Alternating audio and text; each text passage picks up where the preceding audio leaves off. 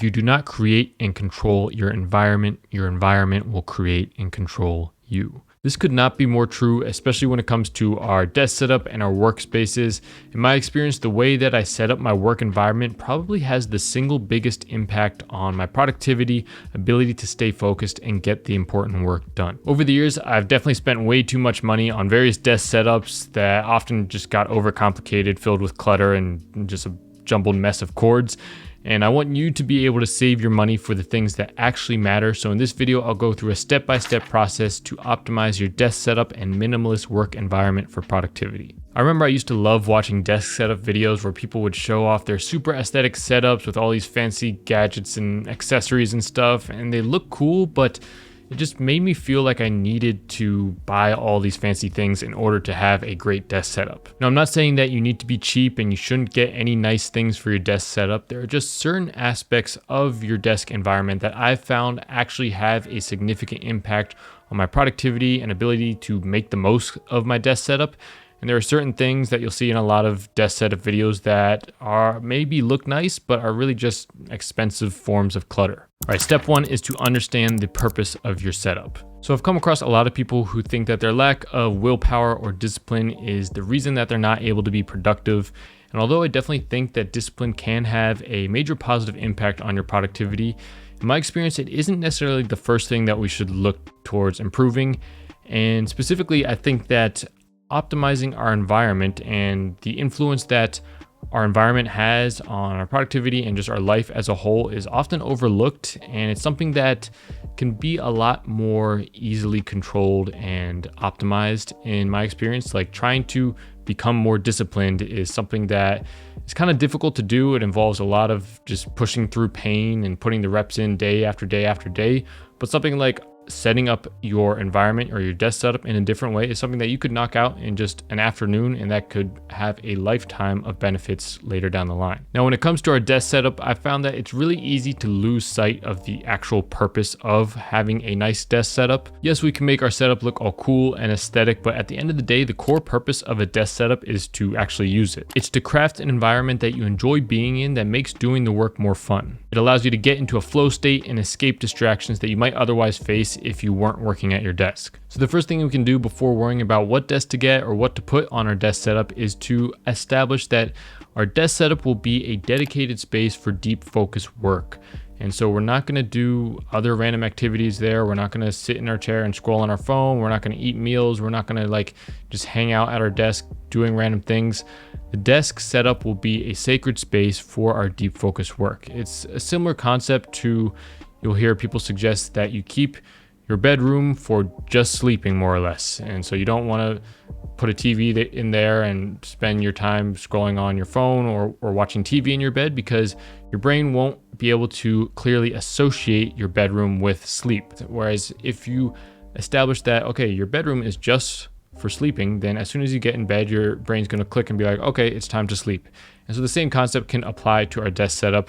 If we keep it strictly to doing deep focus work, then as soon as we sit down at our desk or stand at our desk, our brain will know, okay, it's time to get into the zone. It's time to get some work done. By the way, my name is Miles and I make videos on pretty much anything I'm interested in, but lately that's been a lot about productivity, goal setting, self-actualization, health and fitness, content creation, entrepreneurship.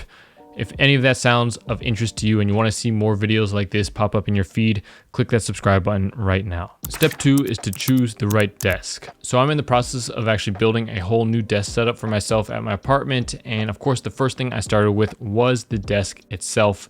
And the desk is really obviously the foundational core part of the entire setup and your work environment. So it's one of the things that I would say is definitely worth spending some money on. Invest a good amount of money into a high quality desk for your setup. So there's a few key factors that I consider when deciding which desk to get for my setup. And the first one is whether the desk is sturdy and made of high quality materials. This is definitely a must. We don't want the desk to be tipping over and all our stuff falling off. We want it to be high quality and ensure that this desk setup will last for a long period of time. We don't want to go through this whole hassle of setting up a nice desk environment just for it to kind of fall apart in a couple years. The next thing I consider is actually the aesthetics of the desk itself. This might sound like it doesn't really matter, but I think it actually does when it comes to the desk part, especially because we want our desk environment to be pleasing and enjoyable to be at. And so if it looks super nice and pretty, although that might seem superficial and it's like, well, that doesn't really matter, you know, looks don't matter, whatever. When it comes to this, I think that is important, because if you can imagine, if your desk is looking super ugly, it's all, you know, a terrible looking color, it doesn't look right in your room, you're not going to want to sit at it. And if you don't sit at your desk, you're not going to get the work done. So definitely something I wouldn't overlook. And then another thing is to make sure that my desk is spacious enough. So basically big enough so that I don't have any sort of feeling of constriction or like I'm cramped and cluttered all over the place, because that'll just make it not very enjoyable to work at your desk. And when it comes to kind of the size of the desk, I would definitely think about the depth is something that's really important. So of course, you know, you want the length to be good and fit in whatever office space that you have for your desk, but definitely consider the depth, because that's where it can start to feel really cramped. If the desk is too shallow and you don't have like that much room to put like a monitor or something, that's where things can start to feel cramped. So make sure that the desk is deep enough. And then also, having used a standing desk for some time now, I do definitely think that getting a standing desk is actually worth it as opposed to a non-standing desk, because being able to at least have that option to work standing up can be great, not just for your posture, but just to kind of switch up the environment a little bit, because it'll be a different feeling standing working. Whereas, you know, if you're sitting down for a few hours, you're going to start to get a little fatigued, and then you can either maybe take a little break and come back and sit down again. That can help. But if you take a little break, come back, and then switch to a standing mode with your desk, you'll be able to kind of reset and you'll be able to work and stay focused and productive for that much longer. And also, if you get a standing desk, it leaves you the option to later get a walking treadmill, which creates kind of a third desk environment, if that makes sense. So we have the normal sitting environment, we have the standing option, and we also have the walking treadmill. And all of these allows you to kind of switch up your environment throughout the day while still having one ultimate desk setup. Now, there's a lot of standing desks out there, and I remember it's super easy to just go down this endless rabbit hole trying to find the best one and comparing all the different options and the little differences between each one. But for me, at least, the one that really checked all the boxes was the standing desk from FlexiSpot.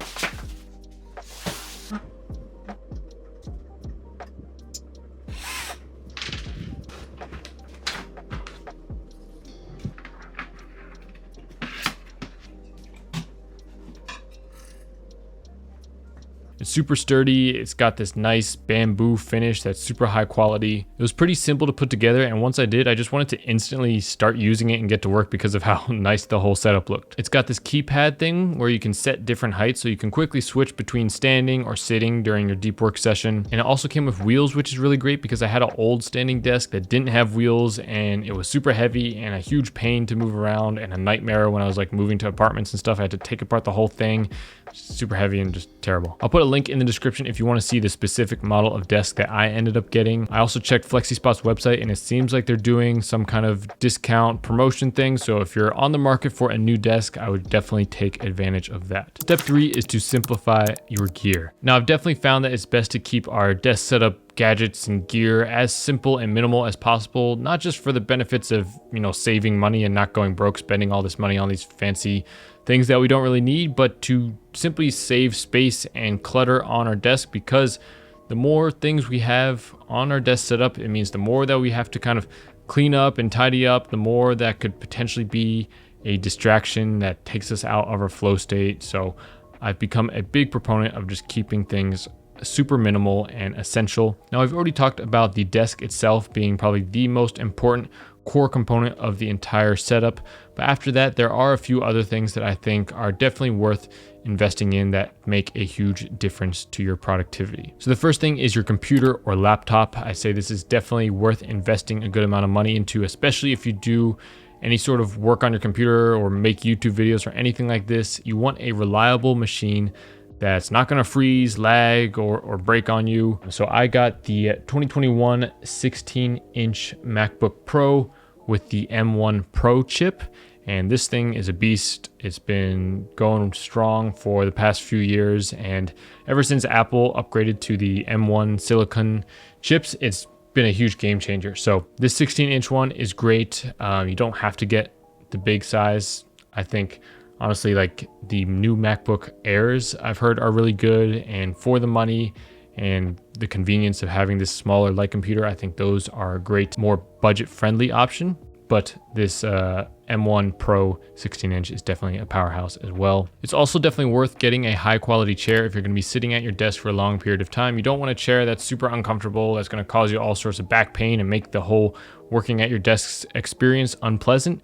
So I've been using, I think it's the Steelcase Leap V2, which is a super nice, expensive chair.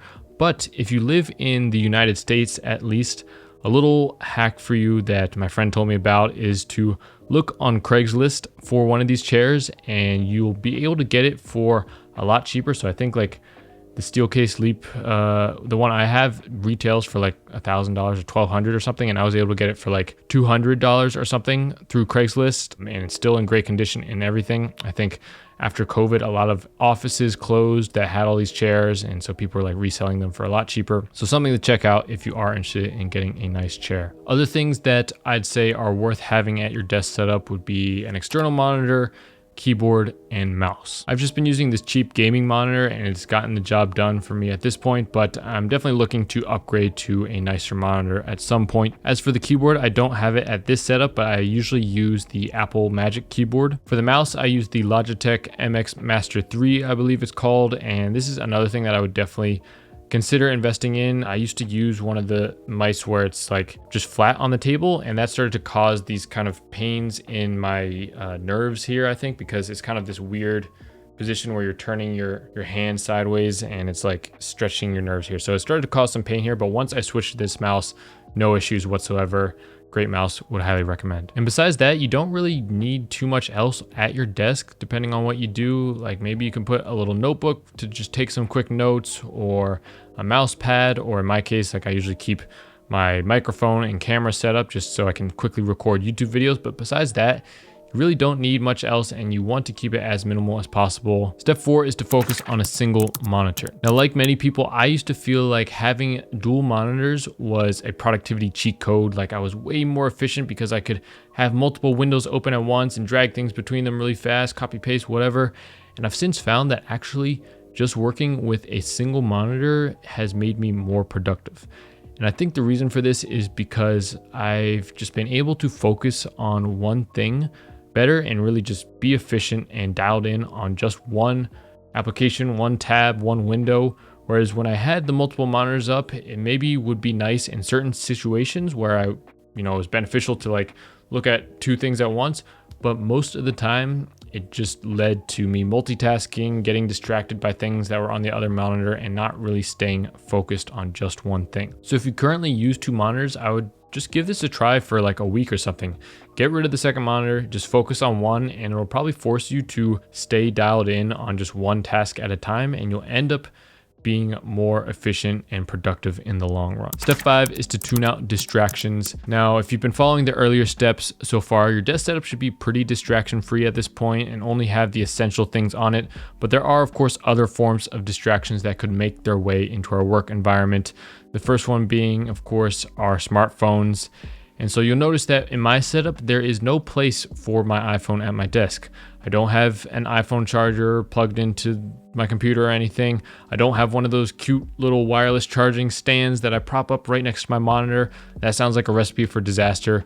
I don't have any of that because I know that my phone will distract me from my important work and defeat the whole purpose of having this dedicated desk setup. So I don't keep my phone at my desk. Now, you could also get distracted by the noise in your environment. So ideally, you'd put your desk or your workspace in a place where it's fairly quiet and peaceful environment, but that might not be realistic for everyone. So what I want to do when I really want to get into a deep flow state is I'll put on my AirPods Max, and they're noise canceling headphones. I just put them on either completely silent and it just helps kind of cut out the noise, or I'll play some calm lo-fi beats or binaural beats to help me get into the zone.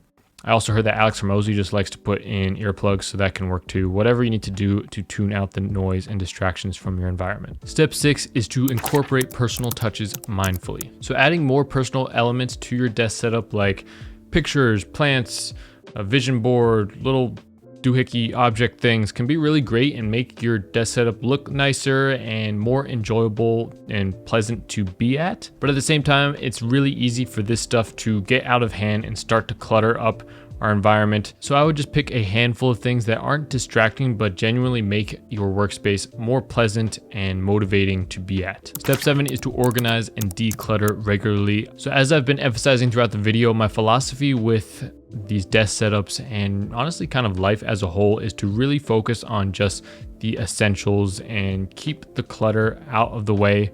But inevitably, when it comes to these desk setups, some sort of clutter, some sort of junk is going to make its way onto the desk at some point.